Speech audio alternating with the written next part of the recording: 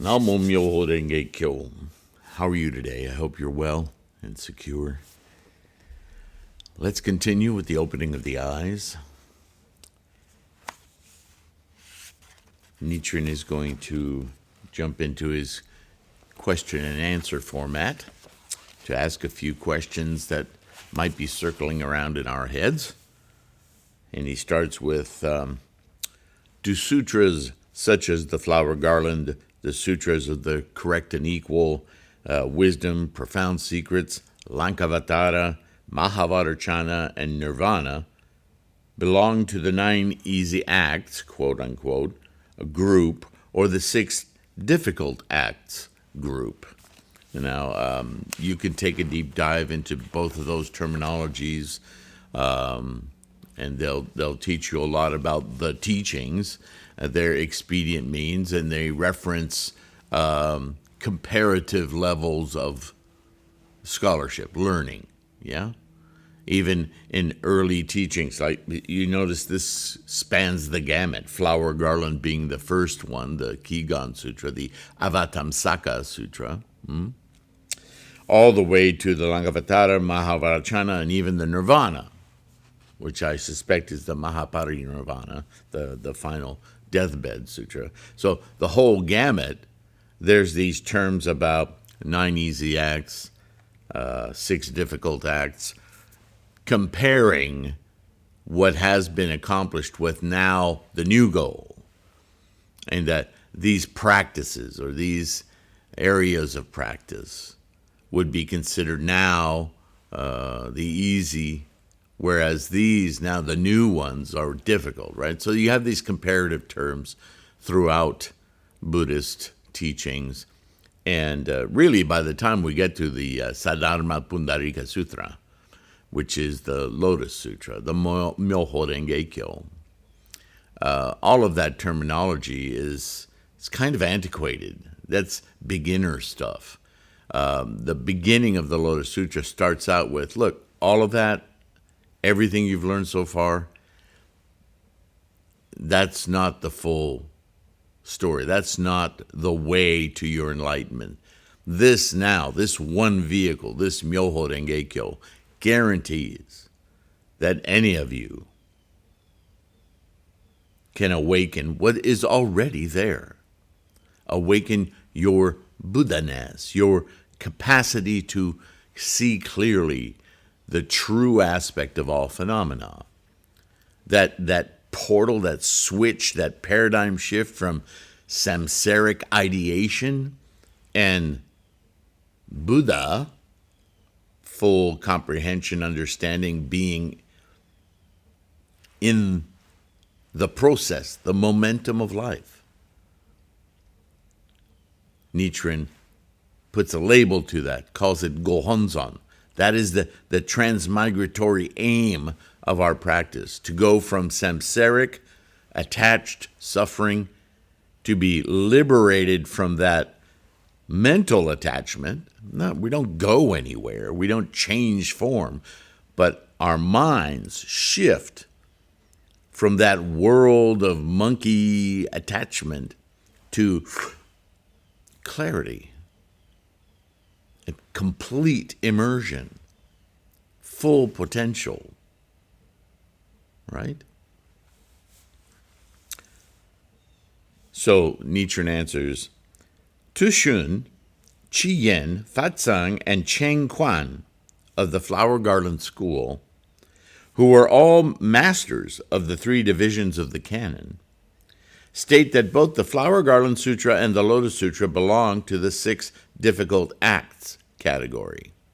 So even though they're studying and practicing and have a school based on the first teaching, they recognize that the Lotus Sutra, the ultimate teachings, the culminating teachings of Shakyamuni, also represent absolute key and therefore difficult to penetrate that knowledge and to actually experience. What they're missing, of course, is that in the Lotus Sutra, the methodology for doing it instantly, easily, is throughout the teaching. They don't see that. And so they compare the first to the last as equal in difficulty. They're missing the boat, yeah? Though in name they are two different sutras, they are identical in their teachings and principles. It is similar to the statement, quote, though the four perceptions of reality are separate, the truth they point to is identical. Perhaps they all point to the same thing, but they're not the experience of the thing, which is what Myoho Renge Kyo is. Do you see? The Tripitaka master Xuanzang and the great teacher Tzu-en of the Dharma characteristic school state that the Profound Secret Sutra and the Lotus Sutra both expound the consciousness-only doctrine. They date from the third period of the Buddha's teachings and belong to the 6 difficult acts. See, you'll notice the pattern here. Every teacher of their particular school of practice considers their teaching to be, right, the best. And so the Lotus Sutra, though it's a valuable teaching, it's no different than what we're doing. It's no different because you haven't perceived the difference. But Nichiren's going to make his point. Chitsang of the Three Treatises school asserts that the Wisdom Sutra and the Lotus Sutra are different names for the single entity, 2 sutras that preach one teaching. Well, he's been missing. I don't know what they've been reading, but everything we've read so far that Nichiren has provided for us and that has been translated over thousands of years has made it clear that that's not the case, right? The Tripitaka master Shan Wu Wei, him again. Chikang Chi and Pukung of the True Word School say that the Mahavajrayana Sutra and the Lotus Sutra are identical in principle, and that both belong to the 6 difficult category. But the Japanese True Word leader Kobo says that the Mahavajrayana Sutra belongs neither to the 6 difficult nor to the 9 easy category. The Mahavajrayana Sutra, according to him, stands apart from all the sutras preached by Shakyamuni Buddha, since it was preached by the thus come one Mahavajrayana of the Buddha of the Dharma body. This slippery little word trick, and I don't know how it looks in Prakrit, if it even exists in Prakrit, because that was a verbal transmission of these sermons, yeah? But whatever languages it went through, for this leap to say, if I describe to you the best way to do something, and I say, look, here's the story of Jackson. And Jackson does everything we're talking about. And he goes this far and this far and this far, and he accomplishes the utmost perfection of whatever this is. Now, I'm creating Jackson for illustrative purposes for you to understand, right? What do we call that? Expedient means, right? So along comes one of my students listening to this lesson about Jackson, and he says, you know what, Sifu, Jackson knows better than you do. I don't know about you, but man, that breaks my brain. What? I created Jackson. He's a fiction to illustrate something I'm teaching you. Oh, but no, Jackson is superior because Jackson has accomplished that tremendous feat. You're just telling us about it. Wow. What a mental twisted, but that's exactly what Nichiren's pointing out here. He's saying that these true word people have said that Mahavarachana Sutra is the words of Mahavarachana Buddha, and because that Buddha is an exemplar that Shakyamuni is teaching them about the Dharma body, one of the three, not all three, that things look a certain way from the Dharma side of things, the Dharma Mahavarachana Buddha, they make this great leap that, well, Mahavarachana is better than you, more superior. You're manifest, your reward, and yeah, you dabble in the Dharma, but you're teaching it to us, but the Dharma is Mahavarachana, so he's better. I guess they justified it somehow like that, maybe. It's so egotistical. The desire to usurp authority from others. It's very authoritarian. But nonetheless, this happens all the time. It happens today in everything.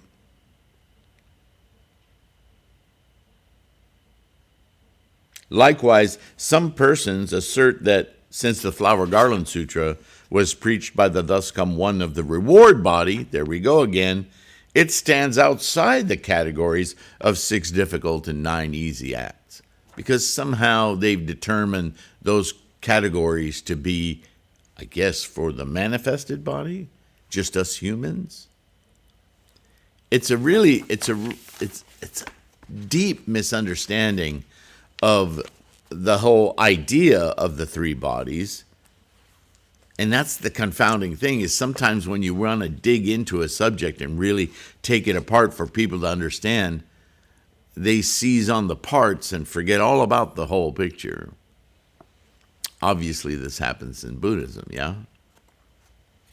Such then are the views put forth by the founders of these 4 schools.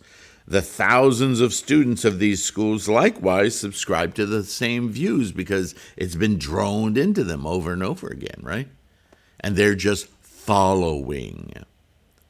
See, there's a key clue here, is they're not achieving enlightenment for themselves, and as per Shakyamuni's admonition, they never will, because they're not looking in the right place.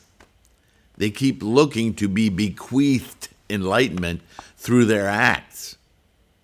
But that's not how Buddhism works, nor is it the entire mission of Buddhism to awaken what is already innate, built in.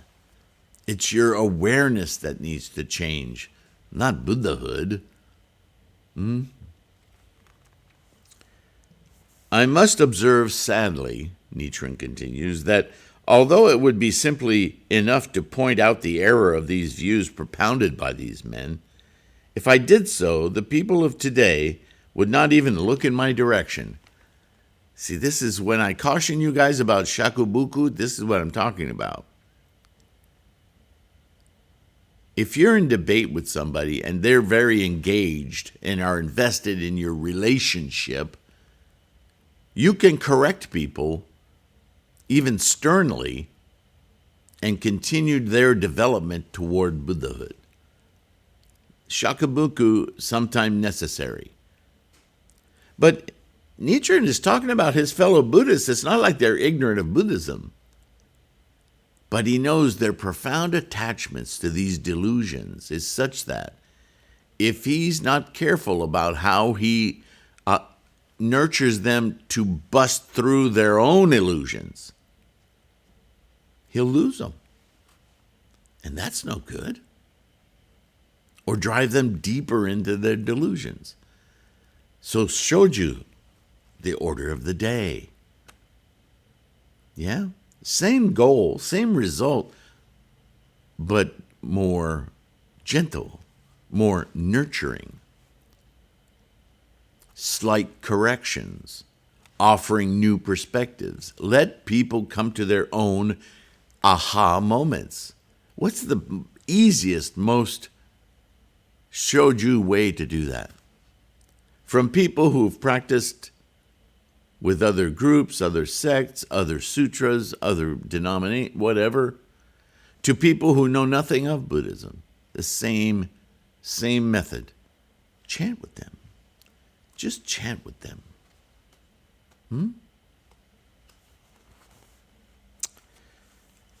They would go on in their erroneous ways, in the end would slander me to the ruler of the country and put my life in jeopardy.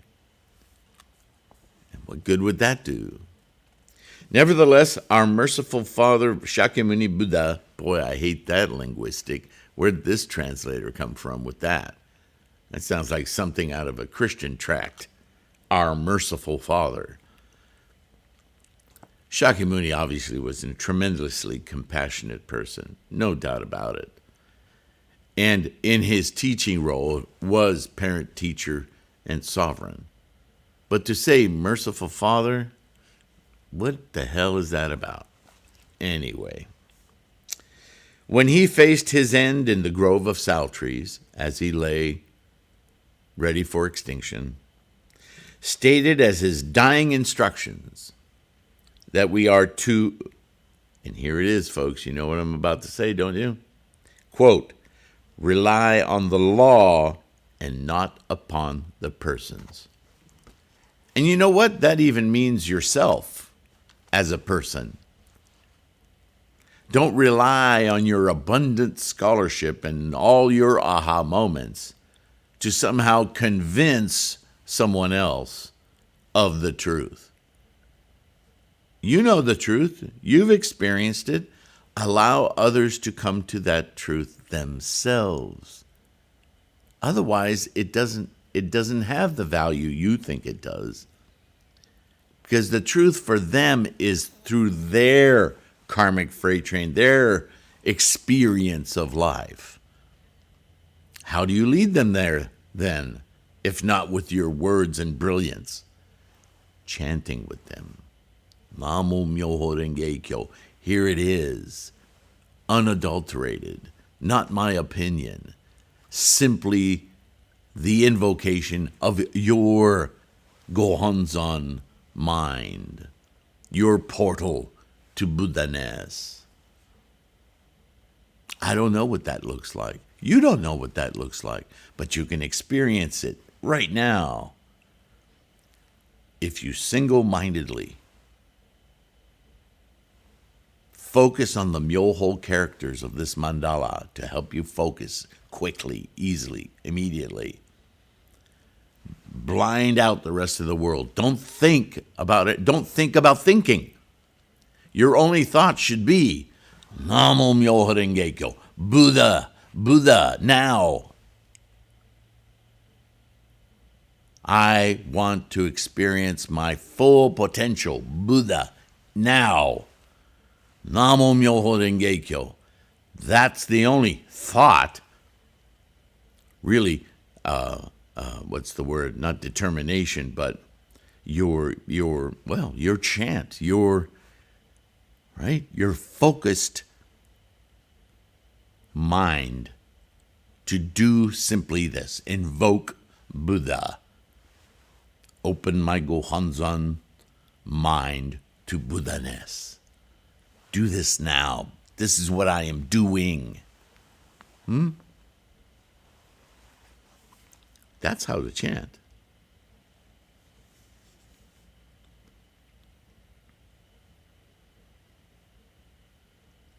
Not relying upon persons means that when persons of the first, second, third, and fourth ranks preach, even though they are bodhisattvas such as Universal Worthy and Manjushri, who have attained the stage of near-perfect enlightenment, if they do not preach with the sutra in hand, then they are not to be accepted.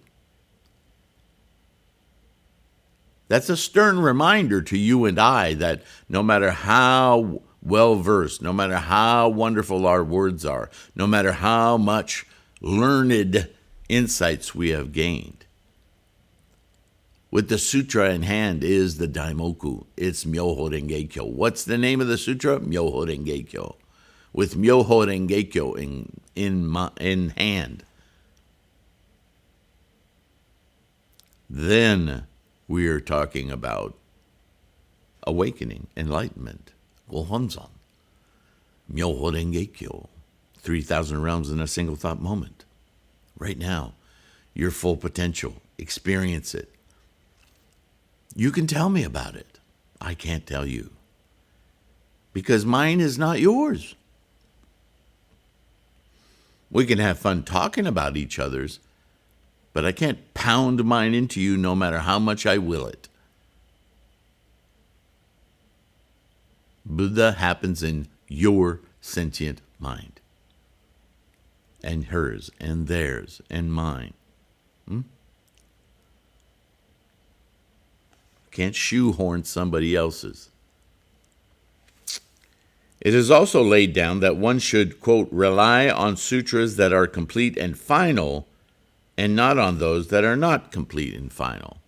So it's always important, even though I'm a proponent, following Nichiren, of studying all these other sutras, I never ever study those other sutras with a mind that says, well, maybe the real answer's here.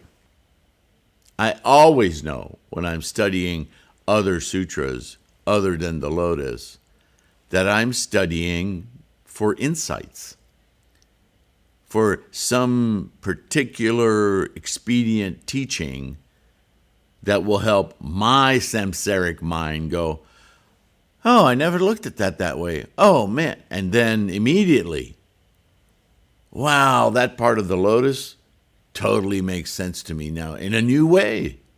Maybe it made sense before, but now, I really get that now. Everything is in service to Myoho Renge Kyo. Everything. This is the way we study, right?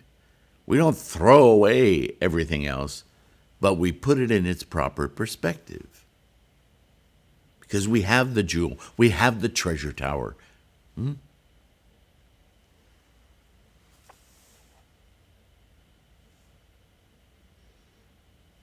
We must therefore look carefully among the sutras to determine which are complete and final, and which are not, and put our strong resolve in the former, in the complete and final. Bodhisattva Nagarjuna, way back then, in his commentary on the 10 Stages Sutra states, quote, do not rely on treatises that distort the sutras. Rely on those that are strongly resolved to the sutras. So it's also true about commentaries.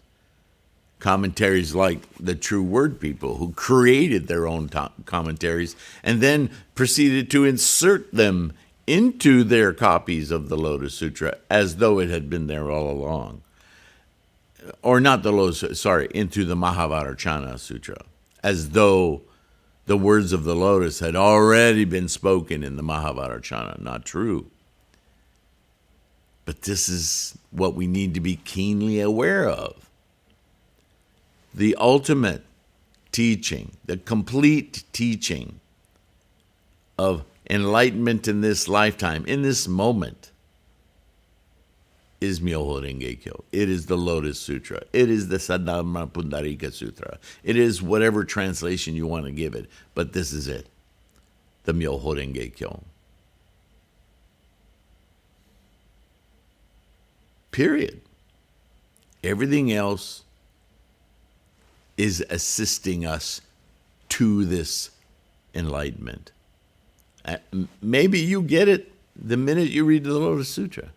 Maybe you get it when you read the opening of the Eyes Go show from Nichiren. Maybe that's all you need to read, study, and get. Maybe your mind is so ready.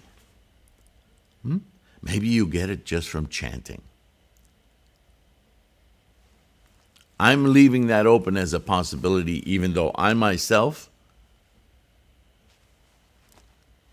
I don't think I could say that about myself. I think that ever since I chanted Namo Myoho Renge Kyo, I knew there was something, there was a scratch at the door. I knew. But when I first heard about Namo Myoho Renge Kyo, though I can say I respected it, somehow I must not have been ready for it because I was not motivated to actually take on the practice. I was far too mired. It was in my later teens. I was embroiled in a lot of identity issues for myself, on and on and on. We've all gone through it, right? Teenage years, in our various ways. And I just it wasn't the right time for me. But the seed was planted. The seed may have actually been planted when I was a very young child. I spent a lot of time around Japanese martial artists when my father was a judoka. He used to compete as a judoka. And in Montreal at the time, in the late 50s, early 60s, judo was totally Japanese, right? The other branch that went south ended up becoming Brazilian Jiu-Jitsu. Those were the two offshoots from Japan coming west with this new form of Jiu-Jitsu that was sportified, right? A lot of the killing moves were removed because the United States wouldn't have Japan practice those martial arts anymore after World War II ended. So judo became judo, the soft version, competitive version of this martial art. But there's still a vestige, and a lot of people knew the vestiges of jiu-jitsu.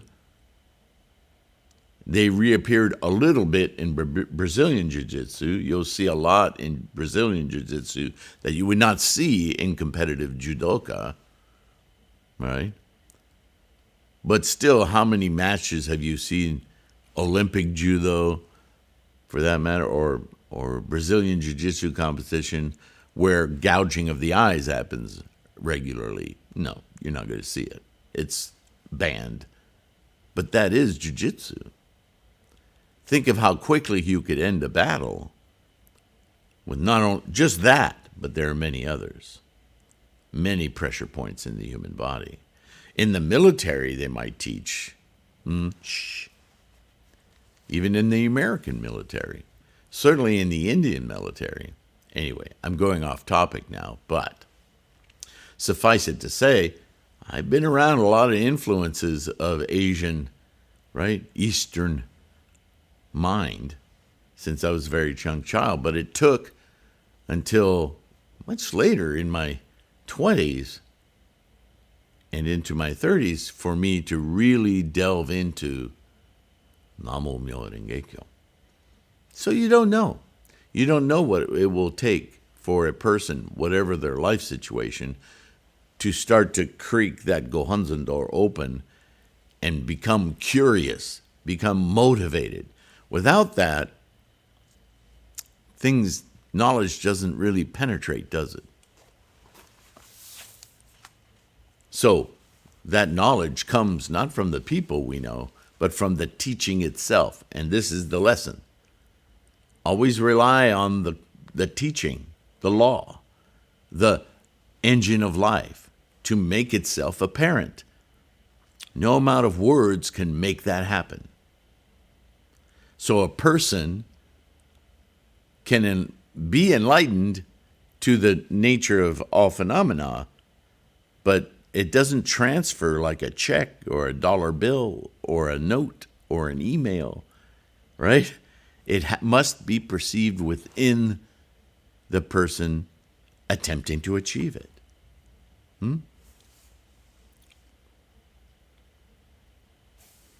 The great teacher Tendai says, where are we time-wise? Oh, good. The great teacher Tendai says, quote, "That which accords with the sutras is to be written down and made available."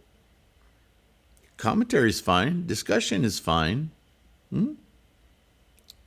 But put no strong resolve in anything that in word or meaning fails to do so. If you're communicating with friends, relatives, family, how words are tripwires, boy. You got to be careful how you say, not just what you say. But in general, communication with words is fallible. And you must always be attentive for where the communications, even well-meaning communications, tend to stray toward personal agenda. This is what human beings do. We may not even mean to, but we need to be alert, Tendai says, that words can be useful to inspire, to get us to practice, correct practice, Namo Myo Renge Kyo practice, yeah? But whenever they feel a little slippery, like maybe, well, what are you saying? Don't be thrown off course. The constant repetition of this throughout the commentaries, right? The great teacher Dengyo says, quote, depend upon the preaching of the Buddha and do not put strong resolve in traditions handed down orally. Obviously, he's not talking about the oral teachings of Shakyamuni. He's talking about, like in his own time and country, there are some very staunch supporters of ideas that don't come from Shakyamuni's teachings. They come from some, centuries sometimes long traditions that have been handed down that have no real merit. Their only merit is that somebody old originated it. And really, the truth of it is that 100 years later, who's to say that's what it really was? Right? These things are malleable. They change with the wind, the fashion, the ego. If it didn't come from Shakyamuni's mouth, then reason to suspect it, yeah?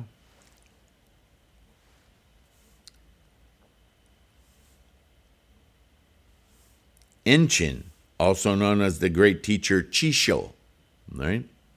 He says, quote, in transmitting the teachings, rely on the written words of the translations, the texts.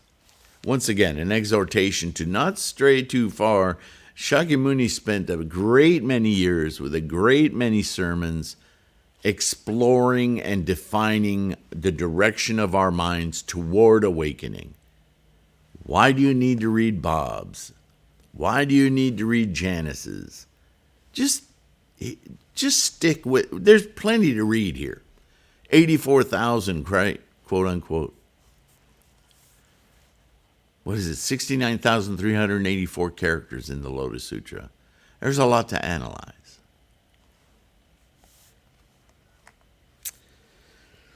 To be sure, the leaders of the various schools whose opinions I have quoted above all appear to base themselves on some groups of sutras and treatises in attempting to establish which teachings are the most superior. But these men all cling firmly to the doctrines of their own school and perpetuate the erroneous views handed down from their predecessors. So that their judgments are characterized by twisted interpretations and personal feelings. See, they've got the correct teachings that if they just stuck to what Shakyamuni was saying, they would come to it. But they've got this drag along interpretations of their school and what their master said, even though they have no idea. It's tradition. It's right. And so they intermix that and they try to squeeze them together, no matter how crazy it sounds. Well, yeah, I made it work. Well, all they're doing is destroying the correct teaching, right? You ever seen that? I certainly have.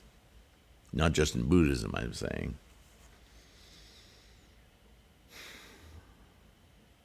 Their doctrines are no more than private opinions that have been dressed up and glorified. It's a pretty harsh statement Nichiren's making, but see, that's his shakabuku. He's calling them out, and they need to be called out.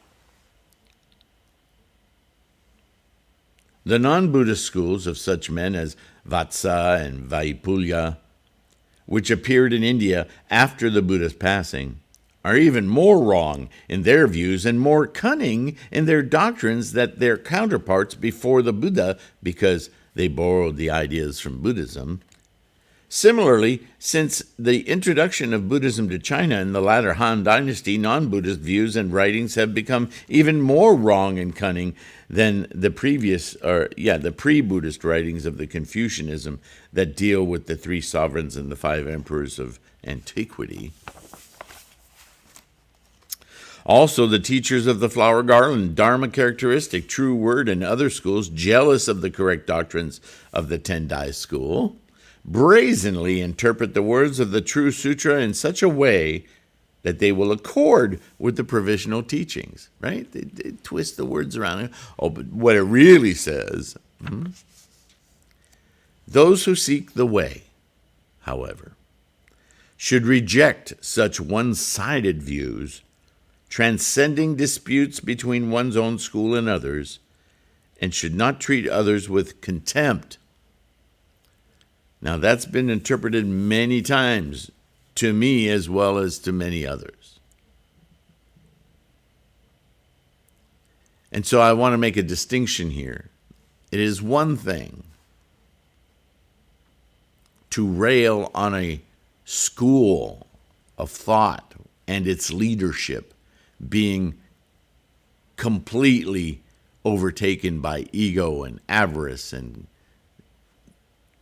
anger, manipulation, right, for their own political gains.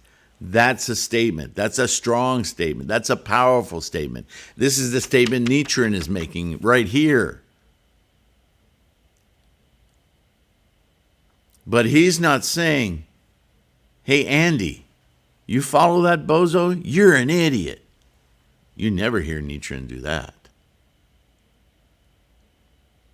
Do you see the difference? That ship is doomed to fail. The people who are dedicated and trying hard to adhere to what they're told is the way to go are people we should have compassion for. You need to get off that ship.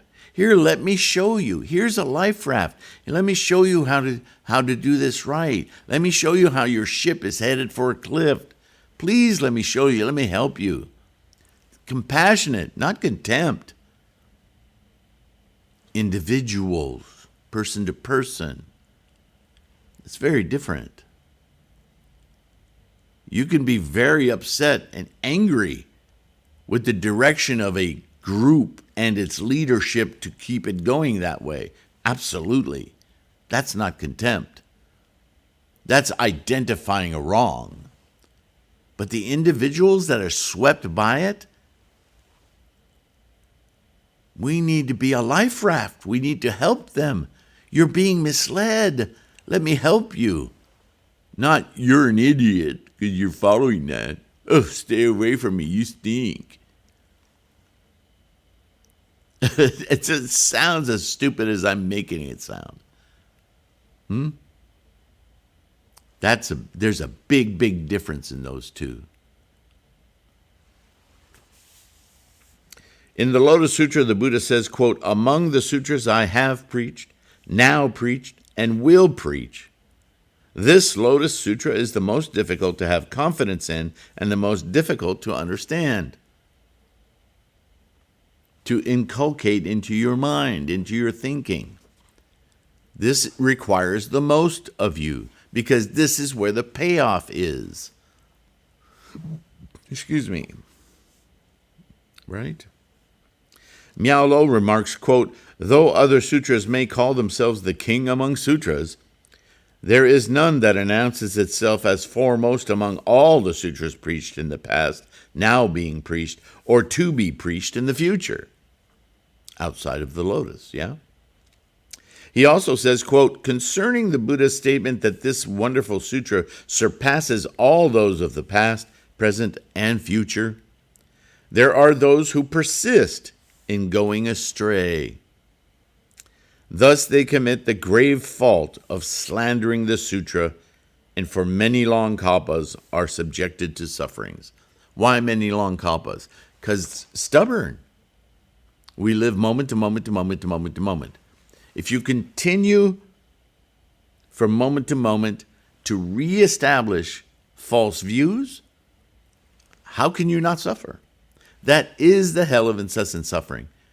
Being so stubborn to adhere to wrong views, to justify them, to make them sound right, in lieu of what is obviously, by Shakyamuni himself, stated to be the ultimate teaching and the way to instantiate one's Buddhahood. You're not going to get there any other way. You're just going to create more suffering for yourself. And what an irony that is. You're supposedly practicing the very method for your enlightenment, and you're taking yourself stubbornly more and more away from it, blocking it from your experience. How lamentable is that? That's not something to be contemptuous of. That's something to be highly motivated to find a way to pierce through that veil of ignorance, yeah? And sometimes you have to be very strong to defeat that, shakabuku. But to your average follower, the person who's just doing as they're told, they need to be guided. They need to be inspired. They need to have a reason to change course. Namo Myo Renge Kyo. Shoju. Be kind.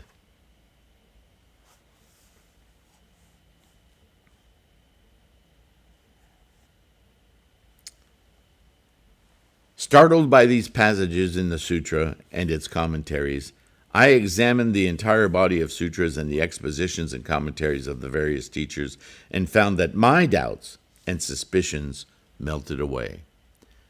Now listen carefully. This is Nichiren telling you and I. I was startled by these passages. Yeah, they're pretty hardcore. As you and I might be startled right now, going, man. And its commentaries. I examined the entire body of sutras. He spent his life doing this, Nichiren did, yeah? From a very young age. And the expositions and commentaries of the various teachers, he didn't just look at Shakyamuni's words, he looked at all these other teachers, right? That he had access to.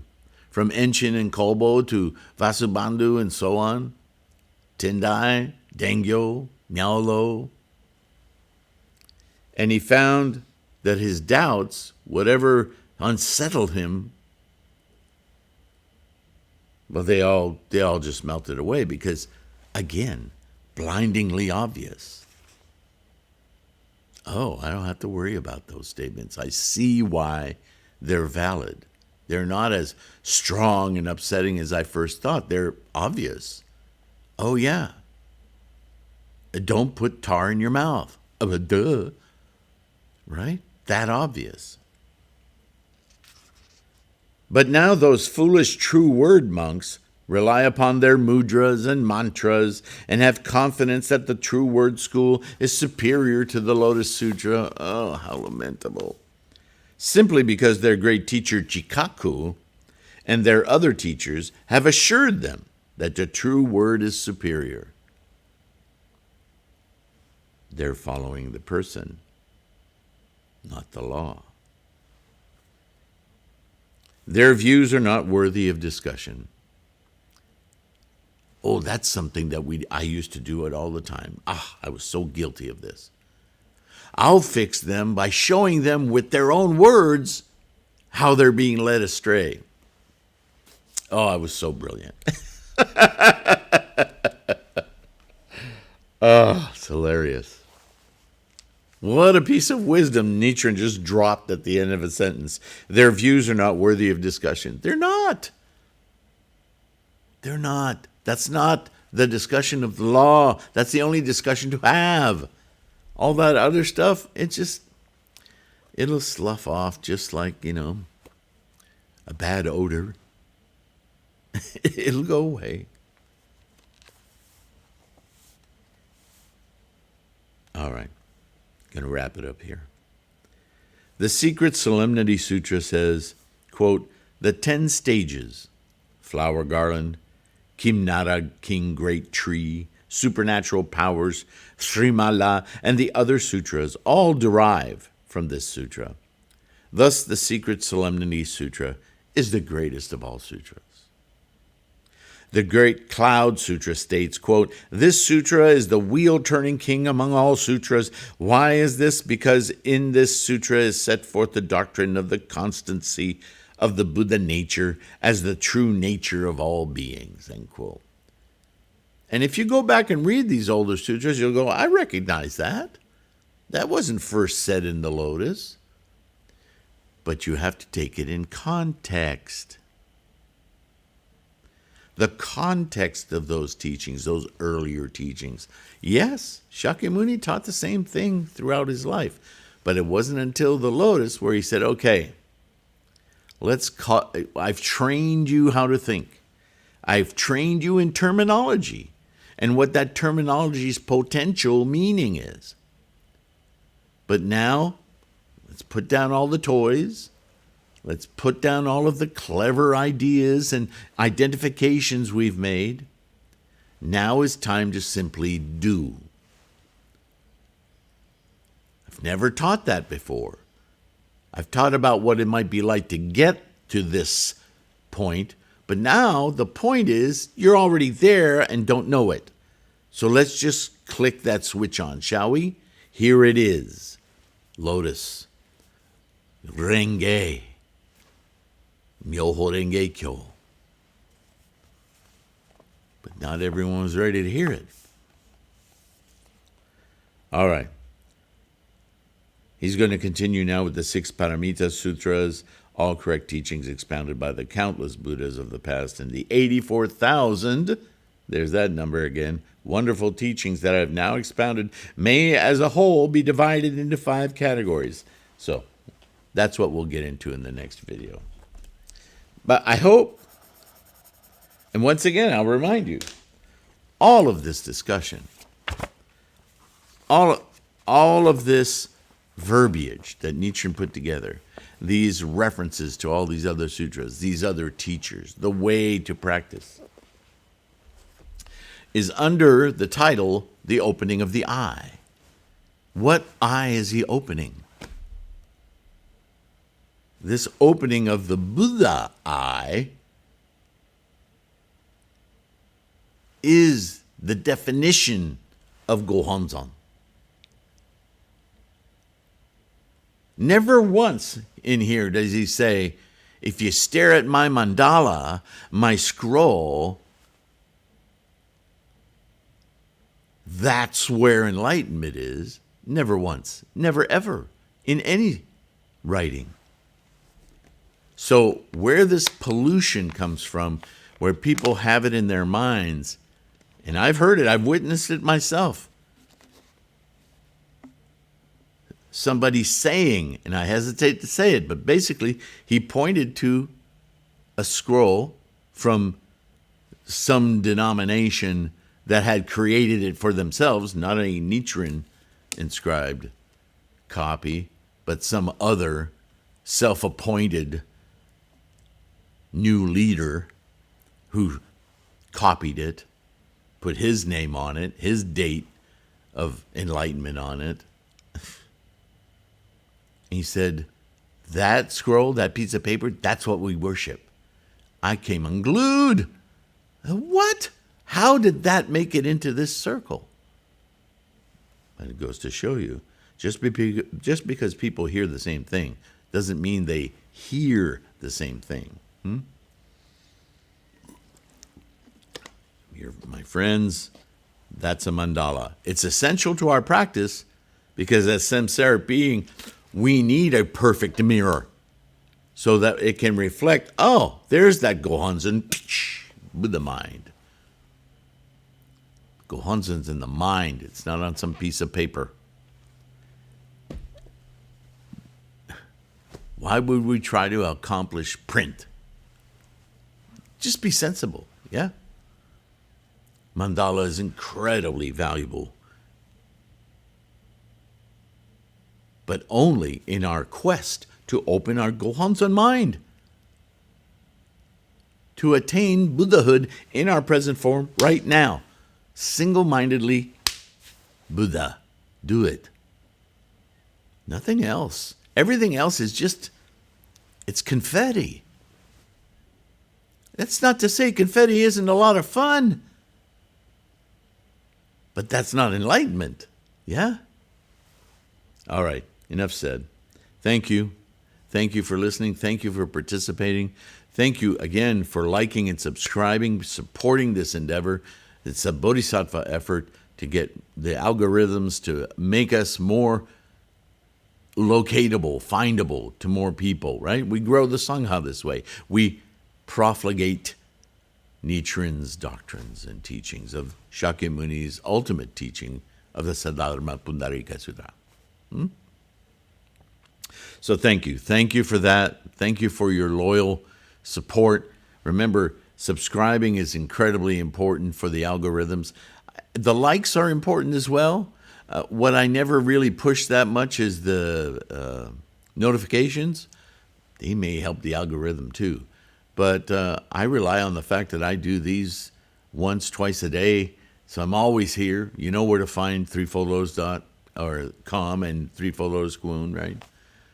So use this resource. Use the free stuff on threefoldlotus.com. Use the free downloads of the podcast, the Buddhahood podcast, right? And if you can, support financially by buying ebooks, print books, mandalas a little bit, cover the cost of printing and so forth. Or through Patreon and PayPal. A few of you do that, and I'm incredibly grateful. So thank you all. Please take care of your health, and I'll see you in the next one. All right? Bye for now.